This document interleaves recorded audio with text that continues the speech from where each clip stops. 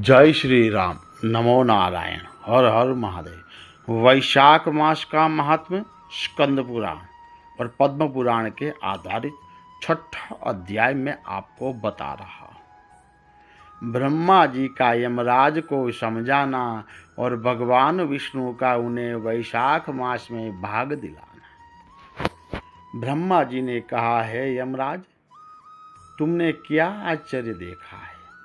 क्यों तुम्हें खेद हो रहा है? भगवान गोविंद को एक बार भी प्रणाम कर लिया जाए तो वह 100 अश्वमेघ यज्ञों के अवभूत स्नान के समान होता है।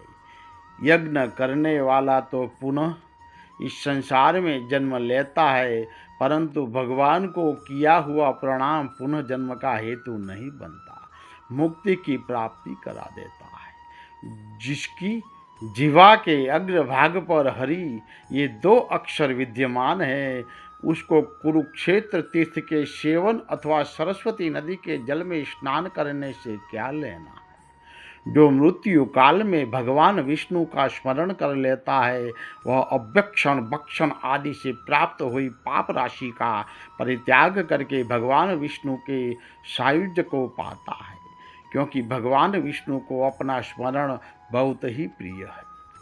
यमराज, इस प्रकार वैशाख नामक मास की भगवान विष्णु को प्रिय है, जिसके धर्म को श्रवण करने मात्र से मनुष्य सब पापों से मुक्त हो जाता है, उसके अनुष्ठान में तत्पर रहने वाले मनुष्य यदि मुक्ति को प्राप्त हो तो उसके लिए क्या कहना है। वैशाख मास में भगवान पुरुषोत्तम के नाम और यश का गान किया जाता है, जिससे भगवान बहुत प्रसन्न होते हैं।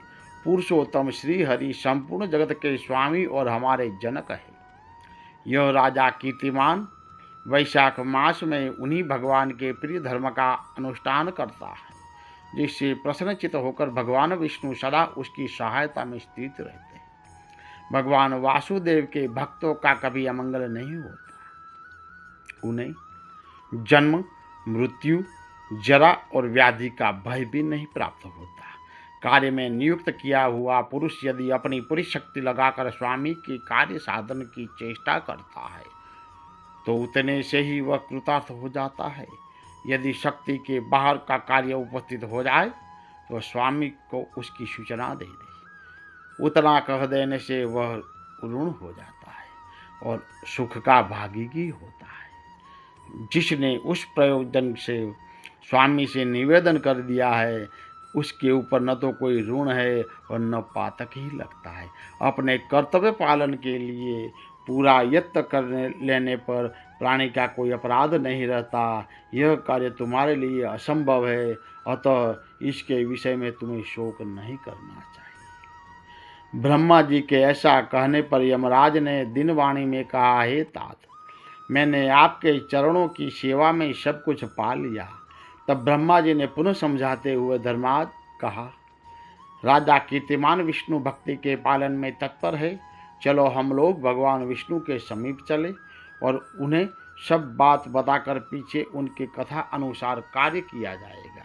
वे ही इस जगत के कर्ता, धर्म के रक्षक और नियामक है। इस प्रकार यमराज को आश्वासन देकर ब्रह्मा जी उनके साथ क्षीर सागर के तट पर गए। वहाँ उन्होंने सच्चिदानंद स्वरूप गुणातीत परमेश्वर विष्णु का स्तवन किया। ब्रह्मा जी की स्तुति से संतुष्ट होकर भगवान विष्णु वहाँ प्रकट हुए। यमराज और ब्रह्मा जी ने तुरंत ही उनके चरणों में मस्तक झुकाया। तब भगवान महाविष्णु ने मेघ के समान गंभीर वाणी में उन दोनों से कहा कि तुम लोग यहाँ क्यों आए हो। ब्रह्मा जी ने कहा, हे प्रभु, आपके श्रेष्ठ भक्त राजा कीर्तिमान के शासन काल में सब मनुष्य वैशाख धर्म के पालन में संलग्न हो आपके अविनाशी पद को प्राप्त हो रही है, इससे यमपुरी सुनी हो गई है। इनके ऐसा कहने पर भगवान विष्णु हंसते हुए बोले, मैं लक्ष्मी को त्याग दूंगा। अपने प्राण, शरीर, श्रीवस्त्र, कौस्तुभ मणि, वैजयंती माला, श्वेतदेव, वैकुंठ धाम, क्षीर सागर, शेषनाग तथा गरुड़ जी को भी छोड़ दूंगा, परंतु अपने भक्त का त्याग नहीं कर सकूंगा, जिन्होंने मेरे लिए सब भोगों का त्याग करके अपना जीवन तक मुझे सौंप दिया है। जो मुझ में मन लगाकर मेरे स्वरूप हो गए हैं, उन महाभाग भक्तों को मैं कैसे त्याग सकता। राजा कीर्तिमान को इस पृथ्वी पर मैंने 10,000 वर्षों की आयु दी है, उसमें से 8,000 वर्ष तो बीत गए हैं।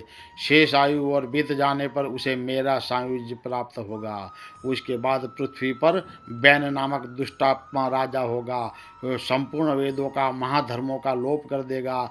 उस समय वैशाख मास के धर्म भी छिन्न भिन्न हो जाएंगे। बैन अपने ही पापों से भस्म हो जाएगा। तत्पश्चात मैं पृथु होकर सब धर्मों का प्रचार करूँगा। उस समय लोगों में वैशाख मास के धर्म को भी प्रसिद्ध करूँगा। सहस्त्रों मनुष्यों में कोई एक ऐसा होता है जो मुझ में अपने मन प्राण अर्पित करके अपना सर्वस्व मुझे अर्पित कर देता है और मेरा भक्त हो जाए। जो ऐसा हो जाता है वही मेरे धर्मों का प्रचार करता है। इस वैशाख मास में भी मैं वैशाख धर्म में तत्पर रहने वाले महात्मा पुरुषों तथा राजा के द्वारा समय अनुसार तुम्हारे लिए भाग दिलाऊं। लोक में जो कोई भी वैशाख मास का व्रत करेंगे वे तुम्हें भाग देने वाले होंगे। उनके वैशाख मास में बताए हुए महाधर्म के पालन में तुम कभी विघ्न न उपस्थित करना। यमराज को इस प्रकार आश्वासन देकर भगवान विष्णु वहीं अंतर ध्यान हो गए। भगवान ब्रह्मा जी भी अपने सेवक को साथ सत्यलोक को ले गए। उनके बाद यमराज भी अपने पुरी को पधारे।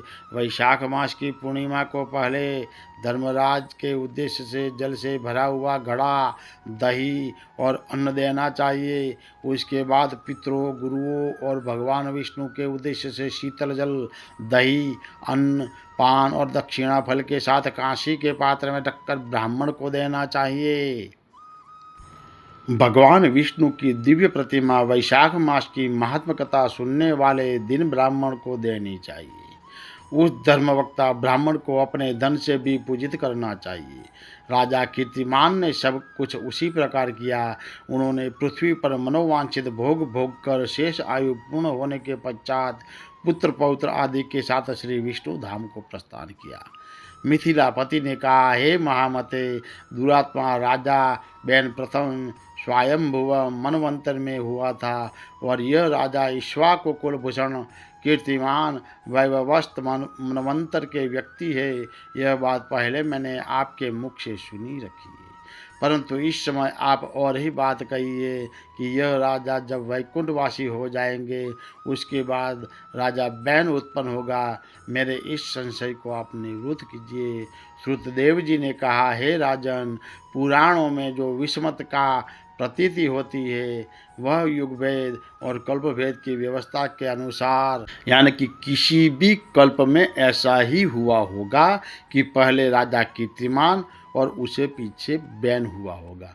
इसीलिए कई कथाओं में समय की विपरीतता देखकर उसके अप्रामाणिक होने की आशंका नहीं करनी चाहिए। स्कंद पुराण का 6ठा अध्याय समाप्त होता है। जय श्री राम। नमो नारायण। हर हर महादेव।